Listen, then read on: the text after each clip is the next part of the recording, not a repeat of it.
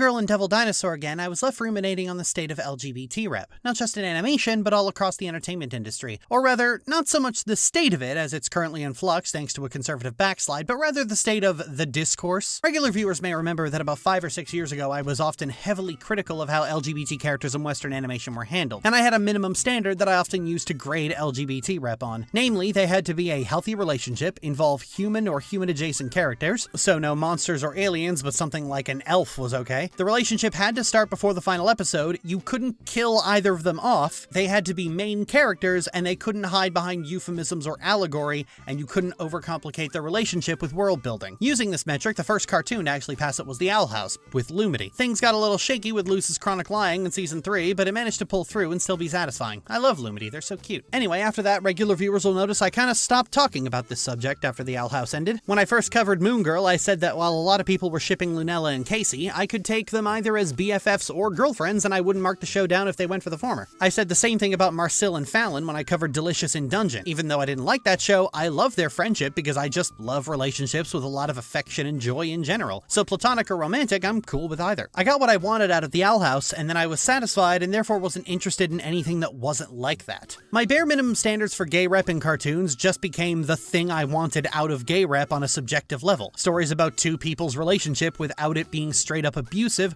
or just a tease fest to the finale. The same thing I wanted to see in any relationship, honestly. I don't like toxicity or abuse as a form of drama, and I prefer romantic relationships that are mutually supportive and healthy. And if they aren't, I'd rather it be to a degree that it's possible to fix. But I'm increasingly in a minority in that regard, as many of my peers have been practically salivating over, I hate myself for saying this phrase, toxic Yuri. I'm not entirely sure when this happened, honestly. If I had to plot an origin point for this, I think it's just an evolved form of a trend that started with Draco Malfoy. Apologies if I'm about to turn over a rock, but back when people still thought Harry Potter was worth acknowledging as a work of literature, rather than as a bougie alternative to Charmin Ultra, one of the most fundamentally misunderstood characters was Malfoy, the requisite rich bully here cast as an insecure attention-seeking coward who sucks up to any noteworthy authority figure in the room, even to the point of contradicting his own poorly understood beliefs. But fangirls, being fangirls, chose to interpret him as a tortured and abused child looking for belonging so they could ship him with his bullying victims, apparently. This fundamental sanding down of a character is so famous that it has a trope named after it. It became a recurring trend reverberating throughout media, people latching onto villainous men and woobifying them out of a sense of, I can fix him. This bounced across the art world for quite some time as this poorly understood idea of Malfoy was recreated wholesale. Now, admittedly, this is older than Malfoy and has in fact been very popular for a very long time. This being bolted onto stories about gay romance was practically inevitable.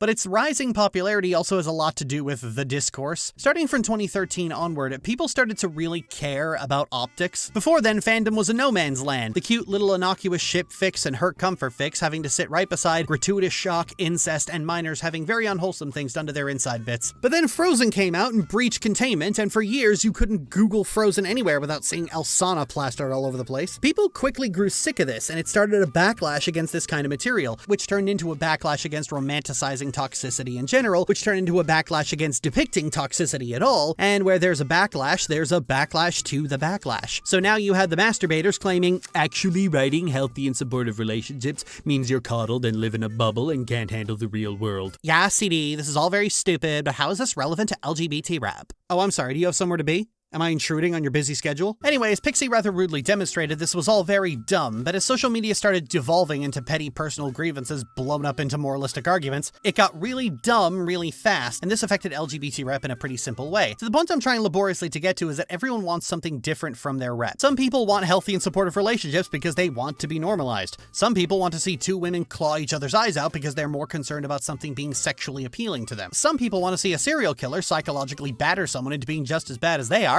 because they think purity culture is real and the weapon against it is self-conscious irreverence. But because social media has inflated people's sense of self-importance, it's not enough to want different things, they have to be ranked. If one is good, the other must be bad. Even I've been guilty of this, often sneering at works that didn't give me what I wanted out of LGBT Rep, which was just a straightforward romance story that we didn't have to jump through hoops for, and which wasn't immediately branded 18+ just for existing. But once I had it, I found that a lot of my anger towards the things that came before was more about anger towards a system where such a basic, easy desire was something that had to be so hard fought for in the first place. And I resented other LGBT people who acted like such a basic desire was some kind of step backwards or asking trying too much or purity culture. A big problem I often encountered was that making even minor criticism, even if that criticism didn't come with some grand condemnation behind it, would be inevitably screamed down with excuses about censorship because fans wouldn't dare hear any criticism toward the show that they are unhealthily attached to. But LGBT rep is something you have to push for and constantly demand better. If you just accept the crumbs, then the crumbs is all you'll ever get. But therein lies the problem, doesn't it? Ask another person and this isn't crumbs. It's the single greatest work of tragic art they've ever seen. I don't understand them myself, and then most people don't understand why half the scenes in She-Ra send me into a panic. We could talk about how restricting LGBT characters to non-humans is inherently dehumanizing, but there's a subset of LGBT people who crave as much separation from what's considered normal humanity as humanly possible, and view contemporary life as assimilation and conformity,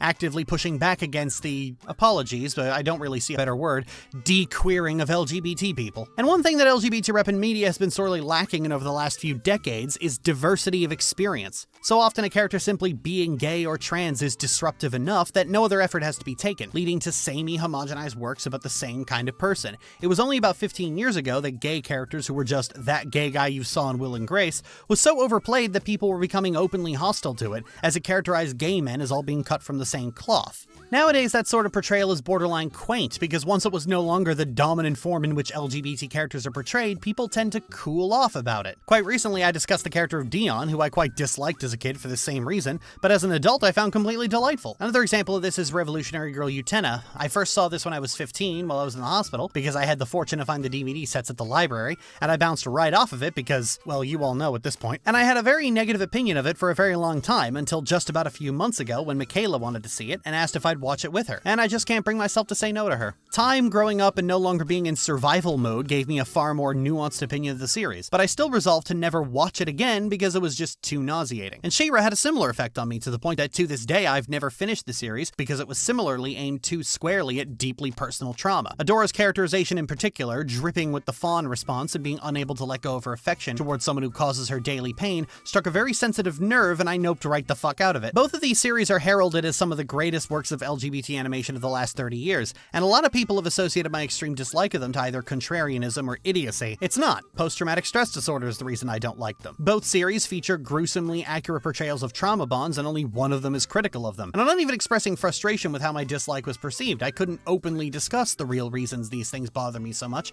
and so I had to talk around those issues. It's my fault, really. The point I'm getting to is that now that we've reached all those milestones, the next thing that should be fought for as aggressively is diversity of experience, that everyone should get to be represented in the way they feel most seen, whether that's boring and contemporary wholesome lives or whatever the hell was going on here. And we can't do that so long as we're all still sniping at each other and pretending that a difference in subjective taste about disposable animated shows is proof that society is doomed. If anything else, maybe curb that fascist doomerism. A point I've always made regarding how LGBT characters should be able to talk in frank and honest terms about their experiences is that straight people don't have to be coy or implicit. They can have as many blunt and direct depictions as they want. They can run the gamut from boring and formulaic rom-coms to nonsensical and quasi-insecure hedonism. Never, at any point in time, has a straight couple in media had to experience backlash simply for existing. Straight media can dive into the deepest pits of depravity and violate some of the planet's most grievous taboos and come out the end with overwhelmingly positive stamped on it. From weebs to book talks, straight people can make absolute clowns of themselves in every way imaginable, and people act like you're the weird one for pointing out how fucked that is. Meanwhile, LGBT media has to offer up a fucking sacrifice just to let a boring pair of doting gay girlfriends exist for 20 seconds. But if you dare talk about how fucked that is, even other LGBT people will act like you're asking for the unreasonable. I used to get asked all the time how I felt about Korosami, and the truth is, I feel nothing about it positive or negative, because there just isn't anything there. There isn't a story to chew on,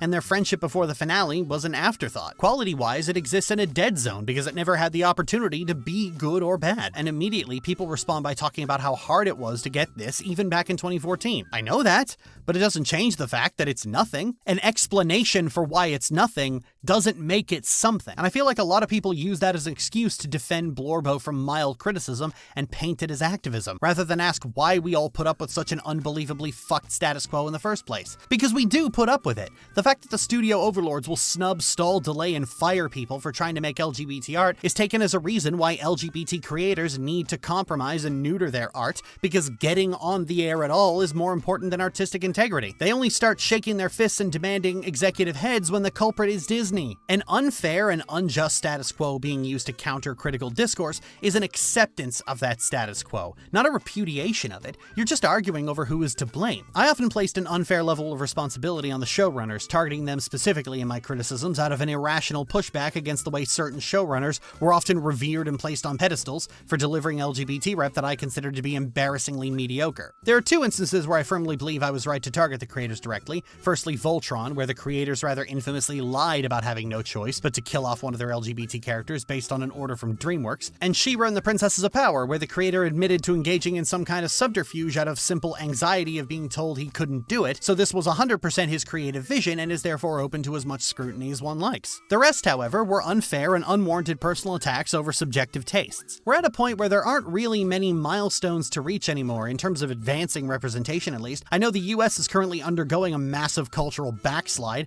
but the US being the center of everyone's universe was always a mistake, and everywhere else that matters, LGBT rep in media is at a point where reaching progressive milestones isn't really going to happen anymore. We should just make LGBT art and send anyone who tries to stop us to the guillotine, which is why we should be pushing for diversity of experience. This weird internet slap fight where people act like having different tastes in media is proof of a lack of media literacy or a lack of ability to handle whatever tone of the media you're championing is nothing more than a bullshit moral panic made up by the intersection of insecure weirdos who need to brag about how hardcore they are, watching Two Girls One Cup without gagging, and the weird 2020 social media trend of turning every aspect of subjective taste into a weird moralistic argument. The existence of people with different tastes and opinions than you is proof that media literacy is thriving, not that it's dead. For years, I've talked about the overprominence of certain genres and the way in which fandom has a nasty tendency to create hierarchies of tropes, genres, and storytelling formula to act as if certain things are automatically better and everything should be like that. And LGBT rep goes the same way. The number of times I've seen sapphic couples referred to as straight-coded or unseasoned just because they don't treat each other like shit is getting a little ridiculous. Spicy isn't the only flavor out there. They're salty, sour, bitter, sweet, and savory. And losing even one of them means we're all worse off. This diversity of experience is important because without it, people can get very rigid ideas of what certain experiences are. Abuse is my famous example. Art lives in a dichotomy where abuse victims are only ever scared, willowy wallflowers, and abuse victims who respond to their abuse in any other way will almost always be portrayed as complicit or the real villain. Of the four trauma responses, fight is never taken seriously, and fawn only gets taken seriously when the abuser is in a position of authority over the victim. If the abuser is a peer, that story is almost guaranteed to romanticize or revel in the abuse in question. Because abuse victims don't get to tell their own stories, we only get to have stories told about us. And this affects how people view abuse victims in real life. If you are a certain type of person or you don't fit a certain vibe, people will deny your experiences because it doesn't match up to what they saw in an anime when they were 5. If you're an LGBT person who wants to tell either simple stories or stories that cover heavy themes without being exploitative, congratulations! You're sanitized, you're a victim of purity culture, you're sex negative, and you probably hate yourself and need to read up on gay history. This hyper-aggressive moralizing of every minor personal beef is often blamed on Gen Z and TikTok, and whatever other platform you don't use, and how they're more preachy and sanctimonious than other generations. They're not. Gen Z is the exact same mix of angry, stupid, and self-absorbed as my generation, and that's not why this happens. Abusive people like weaponizing mob mentality against people they don't like. So in that mindset, if you call someone with different tastes than you contributing to the death of media literacy, or contributing to purity culture, you can get them harassed into shutting up. There's pretty much no social media moral panic that is more complicated than that. The guys complaining about book talk don't really give a shit about the integrity of literature. They think these people are annoying and are crying wolf to get them to shut up. The death of media literacy isn't a real thing. People with unresolved personal issues take mild criticism of the things they like way too personally and cry wolf to get them to shut up. The same thing with how people talk about LGBT rep. You don't call a couple on screen unseasoned because you thought about it, you just don't like it, and you're drawing comparison to something people are easily baited with to get affirmation. The dishonesty in these moral panics is intentional. I've banged this drum for almost my entire career about many different things related to art critique, because I think everyone should get to have media they enjoy. I have never resented people who like media I despise solely on that. I have only resented them when they turn into abusive puss bags over that dislike. But at the same time, I am intimately familiar with the resentment when other people are getting what they like and you aren't, and needing things to be more concrete and objective than that. Everyone should get to see themselves represented in the way they most enjoy, and we should not accept anything less than that, especially now. I'm CD Call. Thanks for watching.